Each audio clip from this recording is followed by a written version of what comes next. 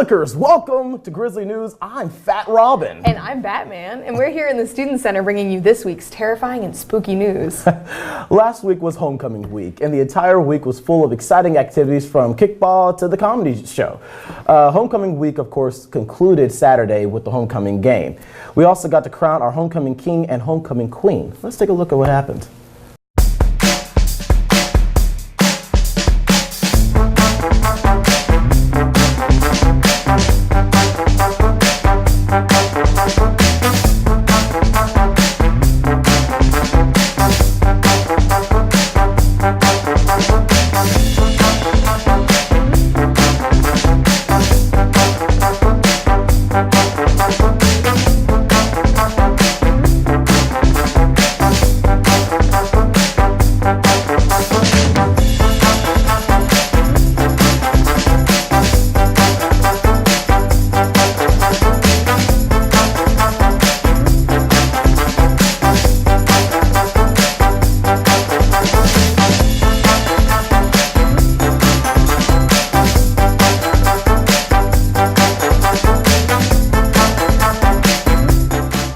This is Tracy Martin reporting for the Grizzly News Network, and we are introducing Georgia Gwinnett College's first homecoming queen and king, Denicia and Azaz. Yes. How do you feel? How are you excited? I am I'm honored to have this I'm honored to have this position. You can ask any of the other candidates. I was pretty nervous on the walk down the field. But when I heard my name, part of me was amazed, and another part was just grateful that all the students that supported me, all the faculty that have supported me, I would not be here if they had not voted for me. That's great. How about you, Denicia? Are you excited? Yes, I am. You guys look great. Thank you. Thank you. Ready to set the pace for future queens next year. You know, we are like the charter. Yes. So, you know, we get to be great ambassadors, and I'm ready for that. All right. So were you like really nervous out there? Yes, I was actually shaking and telling the girl in front of me that I'm shaking, feel my heart. And she was like, stop freaking out. Okay. But, yeah. Well, congratulations. We are honored to have you serve as our king and queen. I just wanted to give a shout out to Covert, the organization that nominated me, and as well as MSA, SGA, and Greenlight as well. Yes. Yeah, any and shout out? The Law Society, the President's Office, Four Pillar Society, and the men's soccer team for voting for me. So thanks. Oh, you're welcome. Right. Thank you so Thank you, much. guys. Have a great day. Thanks, you too. This is Tracy Martin reporting for Grizzly News Network.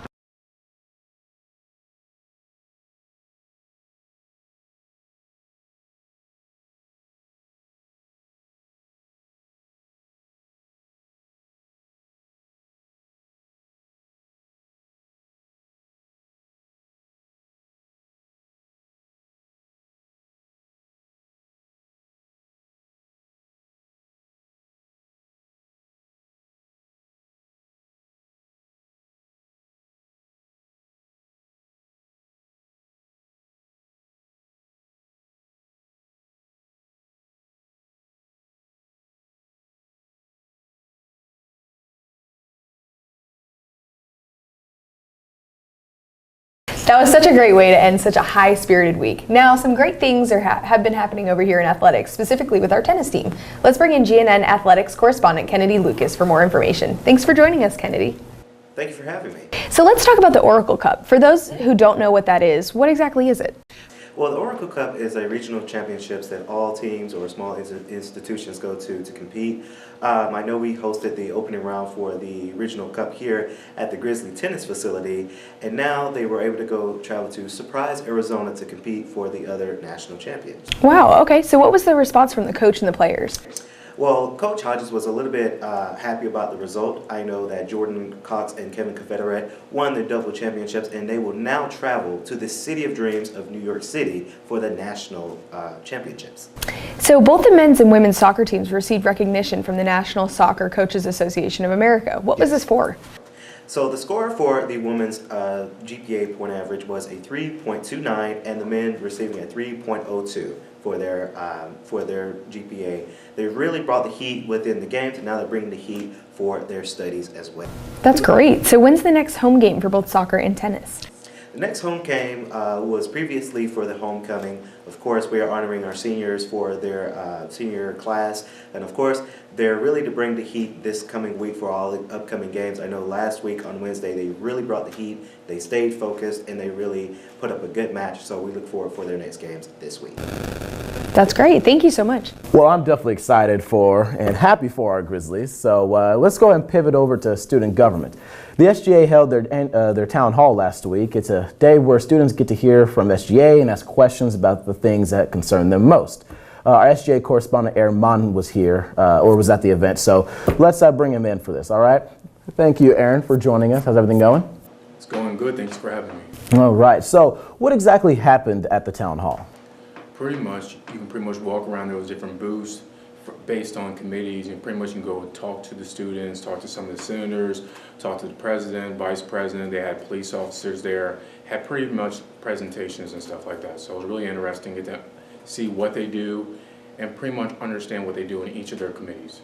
Okay, interesting. All right. So now, according to meeting minutes released by the SGA Exec Board, morale in the SGA apparently is pretty low, with senators coming out against the executive board members, or willing to come on the record possibly with the Office of Student Involvement. So the meeting minutes state that there's also a lack of respect for the exec board as well. So did you notice any of this low morale, or did you sense any tension among the senators and the exec board at that town hall? Well, there was obviously some tension there at the town hall, but it wasn't really towards anyone in particular.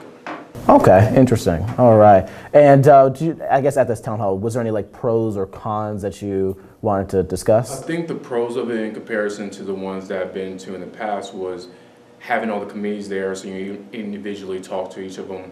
The only cons I didn't like was that because there was no podium, some people would be able to talk on the microphone, and if you're, depending on where you're in the room, you really couldn't tell who was speaking, so it kind of like lacked attention there. So. Okay, interesting. All right. Well, thank you very much, Aaron. All right, thank you. We'll keep you updated on these matters as time goes on, but in the meantime, let's take a break. We'll be right back. November 8th, America chooses. Will it be Hillary Clinton or Donald Trump? Tune in and watch GNN's live election coverage. All right, so I just want to say, 13 days until Election Day. I see the light at the end of the tunnel. But this means also that the presidential candidates are facing the final days too. So let's take a quick look at the state of the campaign. According to the CNN electoral map, Hillary Clinton is ahead with 307 electoral votes, while Donald Trump sits at 179. There are currently 52 electoral votes in the toss-up column as well. And if you look at national polling, Hillary Clinton, according to a Real Clear Politics average, shows her sitting at 6.5%. So clearly, Hillary Clinton is in a comfortable position for victory, pending a strong voter turnout, of course. But we won't discuss it that much further than that, so don't worry. But make sure to join GNN on November 8th for our special live election coverage. Trust me, you won't want to miss what we've got planned. Absolutely. But let's take a look at things back at the local level. Last week we spoke on the Opportunity School District Amendment, and this week we've got another one to talk about. And today we are joined by GNN political commentator Tracy Martin. Thanks, Tracy. Good morning. Good morning. Okay, so Batman and Robin, all right. Okay, so look, when voters go Tuesday, November 8th, on the ballot this year is a proposed constitutional amendment that asks, shall the Constitution of Georgia be amended so as to abolish the existing Judicial Qualifications Commission? This commission was established in the 70s, and it's a commission that we don't even talk about. But what it does is it monitors the judicial courts and the behavior of the sitting judges. And so I went online and I looked it up a little bit to see what they were about. And one thing that I noticed over the years, starting back in the 70s, judges actually go to them and say, and I read a bunch of their opinions, and judges will go to them and ask things like, hey, you know, I want to get a real estate broker's license. Is that going to be a problem? I'm a judge. And then you see the argument, and then they come back and they say no or yes. And one judge, he was a Georgia judge, of course. He has now been appointed an executor of his great aunt's will in Florida. So this judge wanted to know if there was going to be any issues there. So that's the kind of stuff they do. Mm-hmm. But they also do go after judges that are misbehaving. And that is what brings me to this point. One of the main proponents of this bill is Johnny Caldwell. He was a Griffin Circuit judge, and he had to step down from allegations of sexual impropriety. The allegations were pretty extreme, and he had to step down. To his credit, he apologized. He is actually one of the main backers now. And what they want to do, this agency is an independent agency. And what it does is the 7 members are appointed by the State Bar of Georgia, the governor, and the Georgia Supreme Court. And under this amendment, the legislature would control the appointments, though. So it wouldn't be an independent, it'd be people that are in power, people that are voted into office. They're the ones who are going to decide who's going to sit on this committee. And you know the concerns. Opponents say, well, then you're going to have people, judges maybe go to them and say, could you thwart an investigation? I mean, what we have now, the Judicial Qualifying Commission is strictly independent. Proponents contend that the commission will hold too much power if it's in legislator hands, and that allowing lawmakers to appoint the JQC members won't impact the agency's ability to keep judges on their toes. That's what proponents for the amendment are saying. They don't think it's going to be a problem. But that remains to be seen. So it's either yay, you're going to stick with the old commission. The thing is, there's no problem with the commission. I tried to find some issues where anybody's been reviewing or criticizing them. The only people that criticize them are judges who've gotten in trouble. Okay, yeah. Which makes sense because they stand to be affected by the rules, right? Okay. All right. Well, thank you, Tracy. You're welcome. And as usual, the full legislation for this amendment will be posted on our website. Before we go to the break, let's check in with Matthew Montgomery for this week's weather. How's it looking this week, Matthew? Good afternoon. This week you can expect the weather to be in the mid-70s during each day and the low 50s throughout the evening. You can expect some rain on Thursday starting in the afternoon and continuing through the evening. So keep dry, everyone, and have a happy Halloween. All right. Thank you very much, Matthew. We'll be right back. It's on us to stop sexual assault. To get in the way before it happens. To get a friend home safe. And to not blame the victim. It's on us. To look out for each other. To not look the other way. It's on us to stand up. To step in. To take responsibility. It's on us, all of us, to stop sexual assault. Learn how and take the pledge at itsonus.org. Well, that does it for us here at Grizzly News. Apparently the Joker just broke out of Arkham, so we got to take care of that real quick. But have a happy Halloween, everybody, and as always, keep growling, Grizzlies.